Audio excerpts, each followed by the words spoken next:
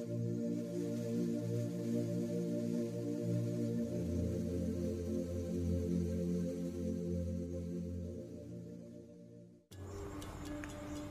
ब्रह्म महिमा अलेख शरण। नमस्कार दर्शक वृंद, आपण मानंकु आजिर राशिफल कार्यक्रम रे मु एस कुमार स्वागत जनाउछि।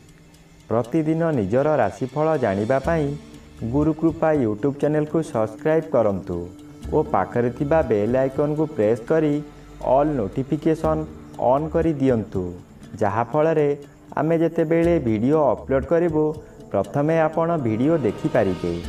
आमर यही वीडियो रे आपण संपूर्ण पंचांग सहित मेष ठारू मीन पर्यंत 12 गोटी राशिर राशिफल विषय रे जानि पारिबे। वीडियो को दया करी शेष पर्यंत देखंतु। वीडियोटी भल लागिथिले वीडियो को लाइक करंतु एवं आपणक प्रियजन पाखु शेयर करी जणांतु। एबे आसंतु जानिबा आज दिनर संपूर्ण पंचांग विषय। आज 2025 मसीहा अगस्ट मास 24 तारिख रविवार, दिल्ली स्वराब्द सन 1432 साल, स्वाधीन भारताब्द 79 वर्ष, महिमाद 198 वर्ष। उत्कल गजपति श्री श्री गजपति दिव्यसिंहदेव महाराजांकर 68 अंक। सौरस्व भाद्रव मास 8 दिन, चांद्रमते भाद्रव शुक्ल पक्ष प्रतिपद तिथि, दिबा 11 घंटा 52 मिनिट पर्यंत। आजिर सूर्योदय विरजा क्षेत्र को 5 घंटा 31 मिनिट, सिंह लग्न एकदंड 12 लिता गते उदय।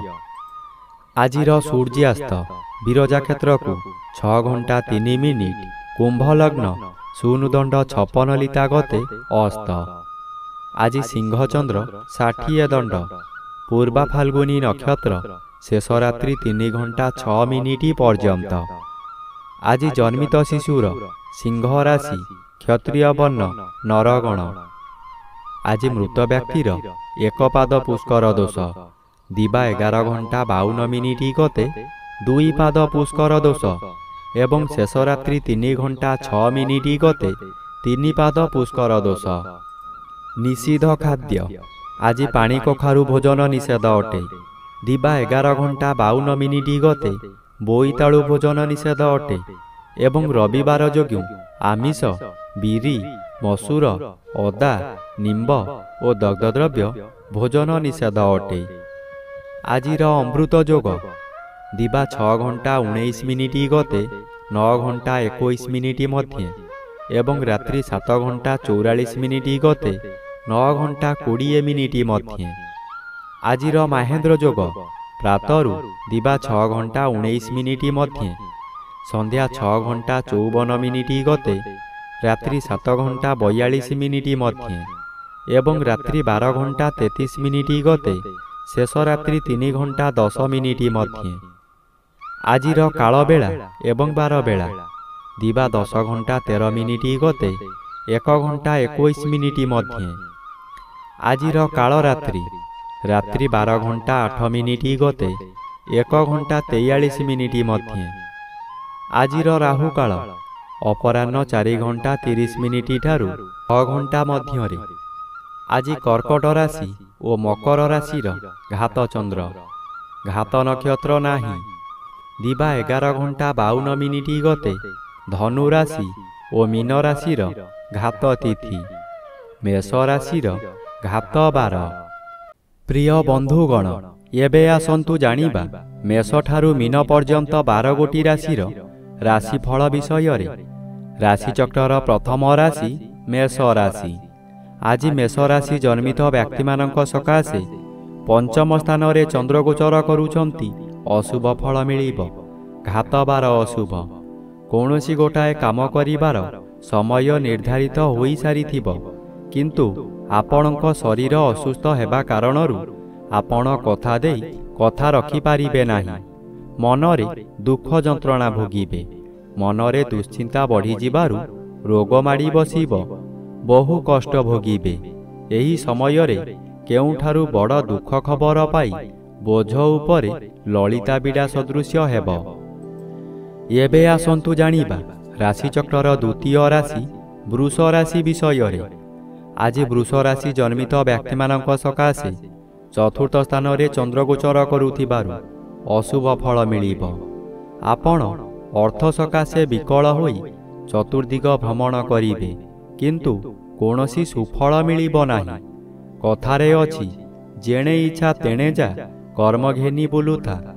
ଆପଣ ଯାହା କରନ୍ତୁ, ଖାଲି ଅର୍ଥହାନି ହେବା ଛଡ଼ା ଲାଭ ହେବାର ପ୍ରଶ୍ନ ଉଠୁନାହିଁ, ଯାହାଦ୍ୱାରା ମାନସିକ ଚାପରେ ଆପଣ ବିଚଳିତ ହୋଇଯିବେ। ଆପଣଙ୍କ ମନ ମଧ୍ୟରେ ଗୋଟାଏ ଅଜଣା ଆତଙ୍କ ଖେଳିଯିବ। ଏବେ ଆସନ୍ତୁ ଜାଣିବା ରାଶିଚକ୍ରର ତୃତୀୟ ରାଶି ମିଥୁନ ରାଶି ବିଷୟରେ। ଆଜି ମିଥୁନ ରାଶି ଜନ୍ମିତ ବ୍ୟକ୍ତିମାନଙ୍କ ସକାଶେ ତୃତୀୟ ସ୍ଥାନରେ ଉଭୟ ରବି ଓ ଚନ୍ଦ୍ର ଗୋଚର କରୁଛନ୍ତି। ଶୁଭ ଫଳ ମିଳିବ। ତୃତୀୟ ଚନ୍ଦ୍ର ବଳବାନ ଚନ୍ଦ୍ର। ଆପଣଙ୍କ ସ୍ୱାସ୍ଥ୍ୟରେ ଉନ୍ନତି ଘଟିବ। ପୂର୍ବରୁ ଥିବା ରୋଗମାନ ଅପସରି ଯିବ। ଶରୀରର ତେଜ ବୃଦ୍ଧି ହେବ। ଯେଉଁ କାର୍ଯ୍ୟ କରିବାକୁ ଚାହିଁବେ ତହିଁରେ ସଫଳତା ଲାଭ କରିବେ। ହଠାତ୍ ଆପଣଙ୍କର କୌଣସିଠାରୁ ଶୁଭ ଖବର ପାଇ ମନର ବଳ ବୃଦ୍ଧି ହେବ। ବ୍ୟବସାୟରେ ଅଧିକ ଲାଭବାନ ହେବେ। ଧନ ସଞ୍ଚୟ କରିବାର ଦିନଟିଏ। ଏବେ ଆସନ୍ତୁ ଜାଣିବା ରାଶିଚକ୍ରର ଚତୁର୍ଥ ରାଶି କର୍କଟ ରାଶି ବିଷୟରେ। ଆଜି କର୍କଟ ରାଶି ଜନ୍ମିତ ବ୍ୟକ୍ତିମାନଙ୍କ ସକାଶେ ଘାତ ଚନ୍ଦ୍ର ଭୋଗ ହେଉଛି। ଘାତ ଚନ୍ଦ୍ର ସର୍ବଦା ଅଶୁଭ କରାଇବ। ଦ୍ୱିତୀୟ ରବି ଅଶୁଭକୁ ବୃଦ୍ଧି କରାଇବ। ଘରେ ବାହାରେ ପ୍ରତ୍ୟେକ ସ୍ଥାନରେ ଆପଣ ଅପଦସ୍ଥ ହେବେ। ବହୁ ପରିମାଣର ବ୍ୟୟ ହେବ। ଶରୀର ଅସୁସ୍ଥ ହେବ। ମଥା ବିଚଳିତ ରହିବା କାରଣରୁ ରାସ୍ତା ଦୁର୍ଘଟଣା ମଧ୍ୟ ହୋଇପାରେ। ଆଜି ନିଜ ମନକୁ ଶାନ୍ତ ନ କଲେ ନିଜକୁ ନିଜେ ଦଣ୍ଡ ଦେଇ ହଇରାଣ ଓ ଲୋକ ଅସା ହୋଇପାରନ୍ତି। ଏବେ ଆସନ୍ତୁ ଜାଣିବା ରାଶିଚକ୍ରର ପଞ୍ଚମ ରାଶି ସିଂହ ରାଶି ବିଷୟରେ। ଆଜି ସିଂହ ରାଶି ଜନ୍ମିତ ବ୍ୟକ୍ତିମାନଙ୍କ ସକାଶେ ଶ୍ରୀଚନ୍ଦ୍ର ଗୋଚରରେ ଭ୍ରମଣ କରୁଥିବାରୁ କେତେକାଂଶରେ ଶୁଭ ଫଳ ମିଳିବ। ଘରକୁ କୌଣସି ଅତିଥି ଆଗମନ କରିପାରନ୍ତି। ଗୃହରେ ଖାଇବା ଧୁମଧାମ ହେବ। ନୂତନ ବସ୍ତ୍ର ଆଭୂଷଣ ବ୍ୟବହାର କରିବେ। ଯଦି କୌଣସି ସ୍ଥାନକୁ ଯାତ୍ରା କରିବାର ଅଛି ସ୍ଥଗିତ ରଖନ୍ତୁ। ପଶୁ କ୍ରୟ ବିକ୍ରୟ କରନ୍ତୁ ନାହିଁ। ଖରିଦ କରିଥିବା ପଶୁ ନଷ୍ଟ ହୋଇଯାଇପାରେ। ଆଜି ଗଣ୍ଡଗୋଳ କାର୍ଯ୍ୟଠାରୁ ଦୂରେଇ ରୁହନ୍ତୁ। ଏବେ ଆସନ୍ତୁ ଜାଣିବା ରାଶିଚକ୍ରର ଷଷ୍ଠ ରାଶି କନ୍ୟା ରାଶି ବିଷୟରେ। ଆଜି କନ୍ୟା ରାଶି ଜନ୍ମିତ ବ୍ୟକ୍ତିମାନଙ୍କ ସକାଶେ ଦ୍ୱାଦଶ ସ୍ଥାନରେ ଚନ୍ଦ୍ରଗୋଚର କରୁଛନ୍ତି। ଅଶୁଭ ଫଳ ପ୍ରଦାନ କରିବେ। ମନ ମଧ୍ୟରେ ଦୁଶ୍ଚିନ୍ତା ବଢ଼ିଯିବ। ଆପଣ ଯାହା ବି କରନ୍ତୁ ତହିଁରେ ଖର୍ଚ୍ଚ ବ୍ୟତୀତ ଲାଭର ପ୍ରଶ୍ନ ଉଠୁନାହିଁ। ଏହି ଦ୍ୱାଦଶ ଚନ୍ଦ୍ରରେ ଅତିରିକ୍ତ ବ୍ୟୟଭାର ବଢ଼ିଯିବ। ଆପଣ ହତାଶ ହୋଇଯିବେ। ସୁଖ ସନ୍ଧାନରେ ବିଭିନ୍ନ ସ୍ଥାନକୁ ଯାତ୍ରା କରିବେ। ଆଜି ନିଜ ଇଚ୍ଛାରେ କାର୍ଯ୍ୟ କରି ବହୁ ବିପଦରେ ପଡ଼ିବେ। ଶରୀର ଅସୁସ୍ଥ ହେବ। ବନ୍ଧୁବାନ୍ଧବ ଅଶାନ୍ତି ହେବେ। ଏବେ ଆସନ୍ତୁ ଜାଣିବା ରାଶିଚକ୍ରର ସପ୍ତମ ରାଶି ତୁଳା ରାଶି ବିଷୟରେ। ଆଜି ତୁଳା ରାଶି ଜନ୍ମିତ ବ୍ୟକ୍ତିମାନଙ୍କ ସକାଶେ ଏକାଦଶ ରବି ଶୁଭ ଓ ଏକାଦଶ ସ୍ଥାନରେ ଚନ୍ଦ୍ର ମଧ୍ୟ ଗୋଚର କରୁଛନ୍ତି। ଶୁଭ ଫଳ ପ୍ରଦାନ କରିବେ।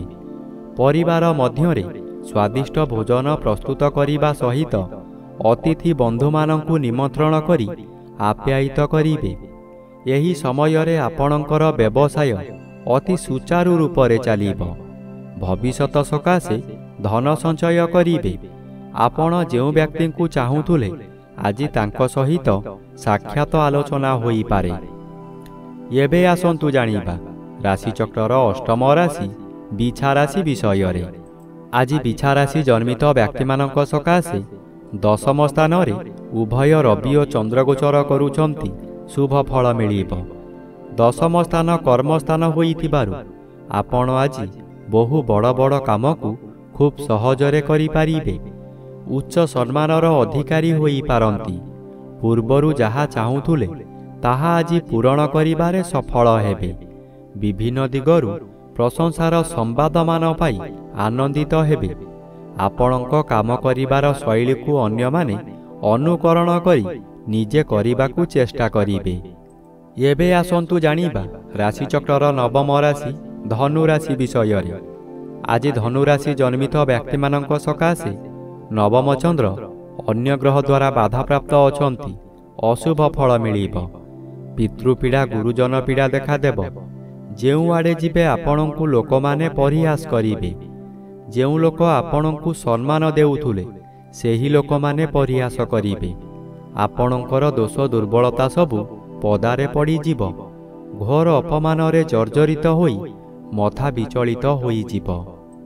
ଏବେ ଆସନ୍ତୁ ଜାଣିବା ରାଶିଚକ୍ରର ଦଶମ ରାଶି ମକର ରାଶି ବିଷୟରେ। ଆଜି ମକର ରାଶି ଜନ୍ମିତ ବ୍ୟକ୍ତିମାନଙ୍କ ସକାଶେ ଅଷ୍ଟମ ରବି ଅଶୁଭ ଓ ଘାତଚନ୍ଦ୍ର ଭୋଗ ହେଉଥିବାରୁ ଅତି ଅଶୁଭ ଫଳ ମିଳିବ। ଏହି ସମୟରେ ଆପଣ ଯେଉଁ ସ୍ଥାନକୁ ଯିବେ ସେଠାରେ କଳହ ହେବ। ବିଭିନ୍ନ ପ୍ରକାର କ୍ଷତି ହୋଇ ଆପଣଙ୍କର ମଥା ବିଚଳିତ ହୋଇଯିବ। ରାସ୍ତାରେ ଯିବା ସମୟରେ ଆପଣ ଅନ୍ୟମନସ୍କ ହୋଇପାରନ୍ତି।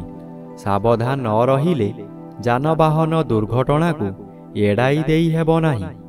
ଏହି ସମୟରେ ଆପଣଙ୍କୁ ଗରମ ଜ୍ୱର ମଧ୍ୟ ହୋଇପାରେ।